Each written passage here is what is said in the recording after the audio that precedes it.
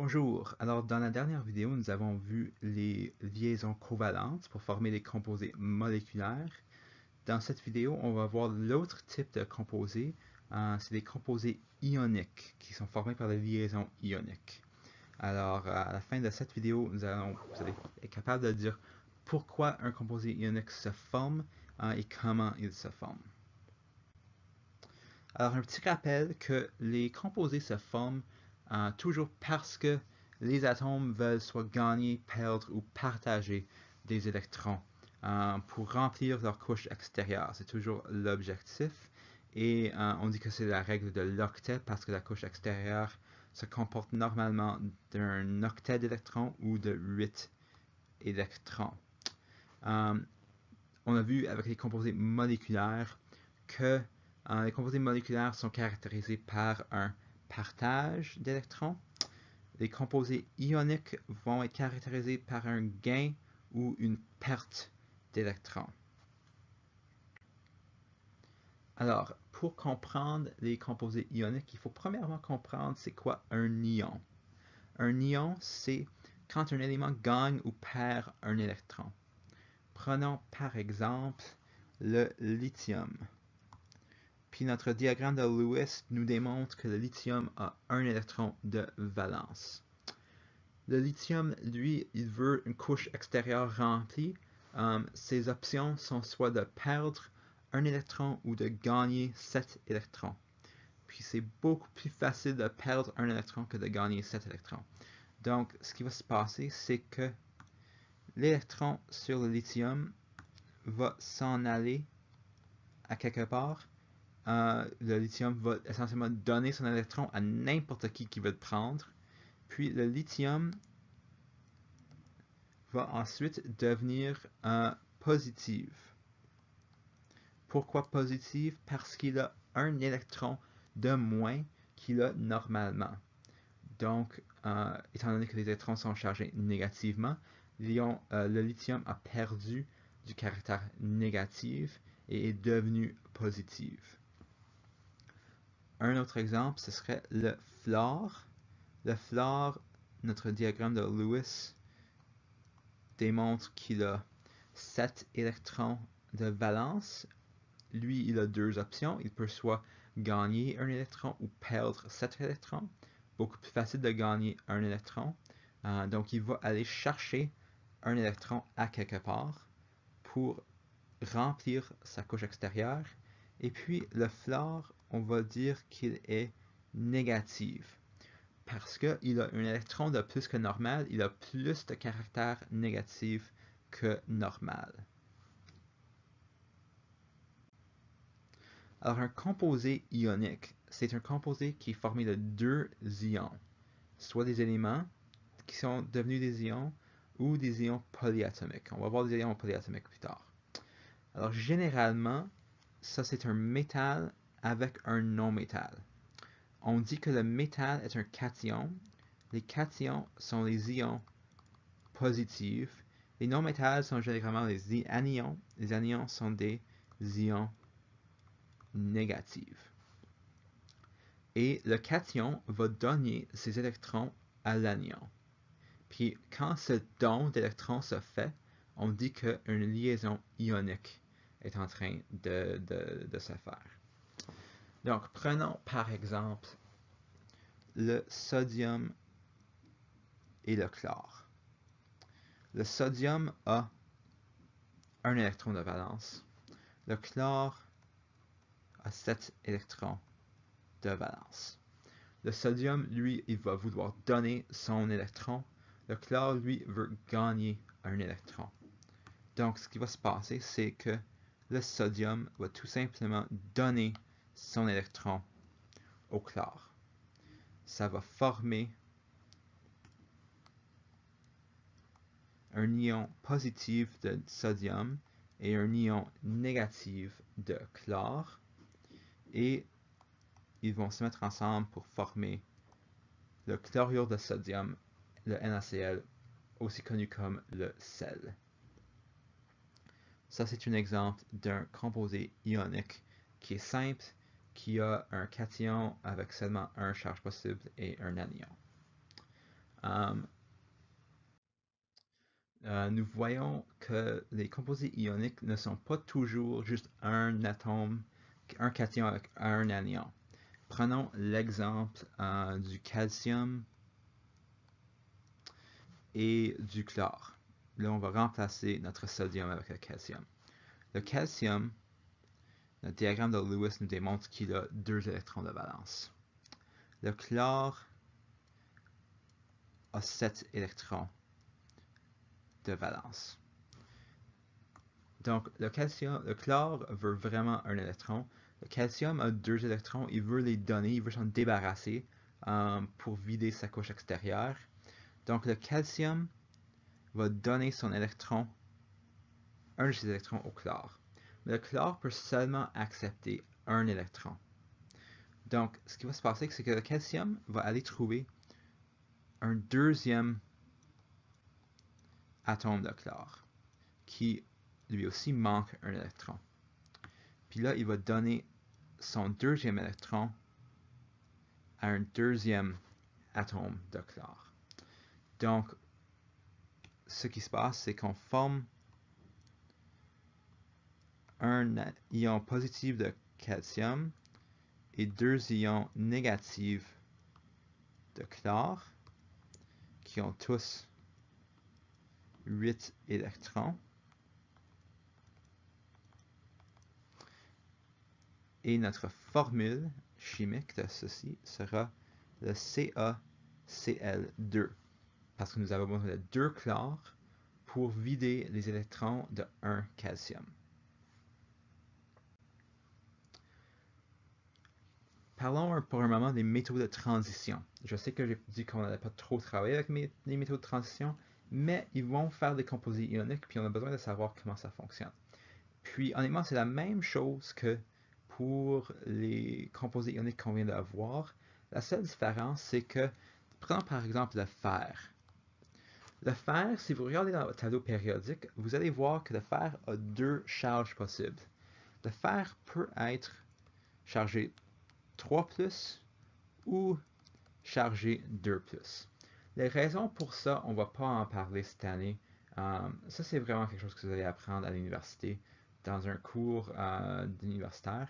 Mais pour cette année, acceptez que les métaux de transition peuvent avoir différentes charges.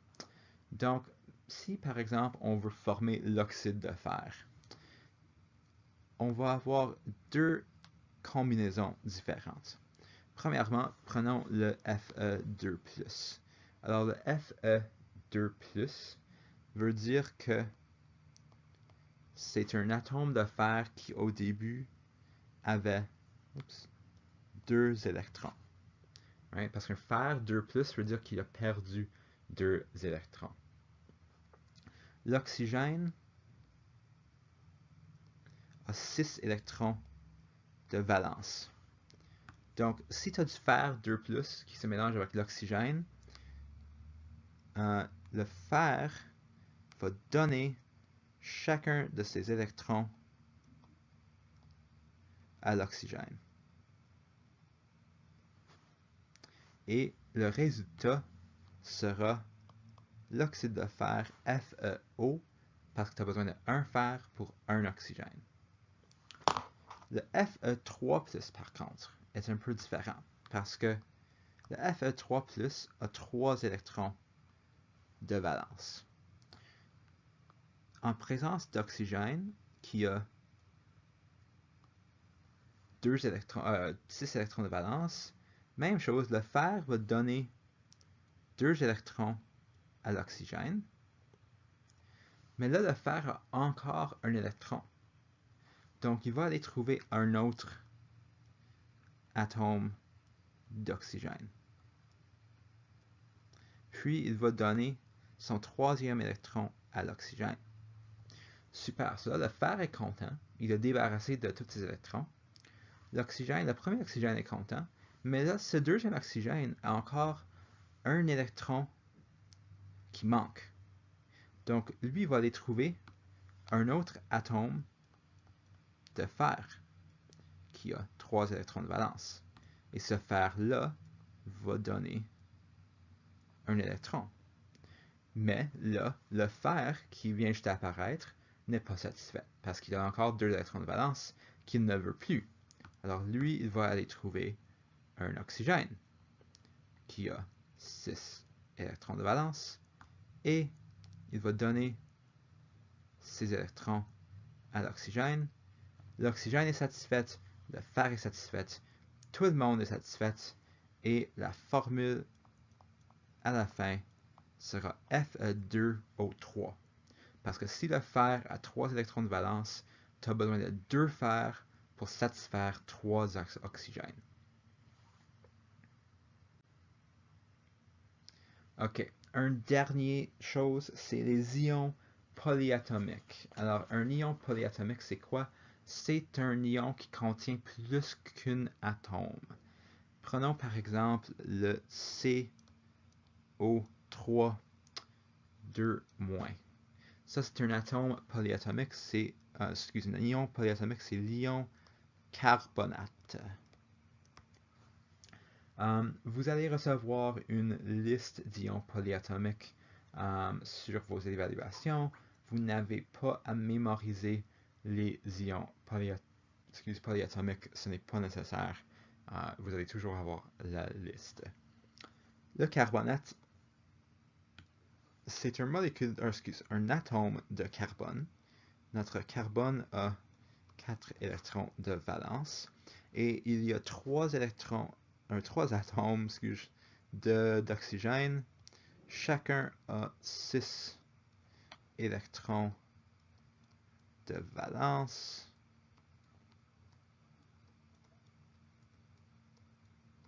Ok. Là, il va y avoir un partage d'électrons. Donc, nous allons avoir un partage, par exemple, ici. Un partage ici. Un partage là. Disons qu'on a un partage ici. Alors là, le carbone est satisfait. L'oxygène à droite est satisfait. Mais les oxygènes ici et ici, en bas et à gauche, ne sont pas satisfaits. Donc là, vous vous demandez peut-être, pourquoi est-ce que les oxygènes ne se partagent pas les électrons entre eux? Ça, c'est une bonne question. Et la réalité, ce n'est pas ce qu'on voit dans la nature. Ce qu'on voit dans la nature, c'est que 2 électrons, ce molécule de carbonate va aller trouver 2 électrons à quelque part pour remplir les 2 atomes, les couches extérieures des 2 atomes d'oxygène. Donc, ce que ça produit, c'est que on a notre molécule de CO3 et notre molécule de CO3 a une charge de 2-, parce que la molécule au complet a 2 électrons de plus qu'il devrait avoir. Donc, ça, c'est un ion polyatomique. La charge s'applique à tout la molécule et non à juste un élément dans la molécule. Donc, quand vous formez des ions, des composés ioniques avec des ions polyatomiques, c'est le CO3 au complet, par exemple, qui a le 2-. Donc, disons qu'on a le calcium et le CO3. Le calcium a une charge de 2+, le CO3 a une charge de 2-.